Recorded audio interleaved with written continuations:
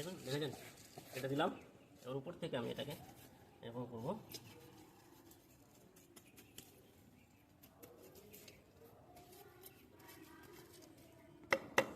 এবার সাইড দিয়ে আমি কিছুটা কেটে ফেলে দেবো।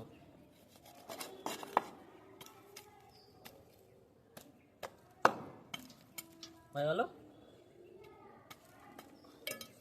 এবার এই যে শিকড়গুলো আমি একটু কেটে দিচ্ছি।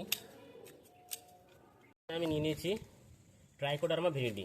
এটা খুব অল্প পরিমাণে দেবো মাটির উপর দিয়ে, খুব বেশি দরকার পড়বে না, দিয়ে দিলাম। এটা মাটিতে ফাঙ্গাস রোধ করতে সাহায্য করে। এখানে আছে আমার তৈরি করা বাগানের মাটি দিয়ে অর্গানিক ফার্টিলাইজার তৈরি করা মাটি, আর পুরনো মাটি নেওয়া আছে কিছুটা, তো এটাকে ভালো করে মিশিয়ে নেব। একটা 8 ইঞ্চি টব নিয়ে নিয়েছি, এই হোলটাকে বন্ধ করে দিলাম কলাম কুচি দিয়ে। দুপাশে দুটো আরও হোল আছে, সেই হোল দুটোকে বন্ধ করে দিলাম।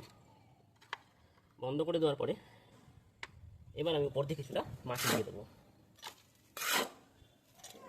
যেটা প্রুন করেছিলাম আর রুট কাটিং করেছিলাম সেটাকে আমি এখানে বসিয়ে দেবো।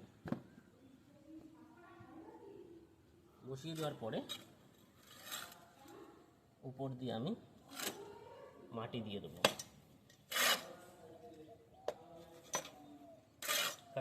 এটা ত্রিশূল কোম্পানির নিমকেক ফার্টিলাইজার। যেহেতু মাটিতে দেখতে পাচ্ছি আমি পোকা বা পিঁপড়ে আছে, খুব সামান্য পরিমাণে আমি মাটির সাথে মিশিয়ে দেবো। এই গোড়াতে অল্প একটু দিয়ে দেবো যাতে পিঁপড়েটা চলে যায় বা মারা যায়। তো এটাকে আমি নিয়ে নিলাম, নিয়ে মিশিয়ে নেব।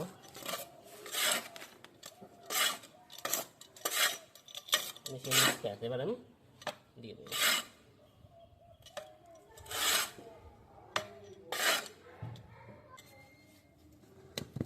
যেটা আর কি হিউমিক অ্যাসিড মিশ্রিত জল, সেটা আমি গাছের গোড়ায় দিয়ে দেবো।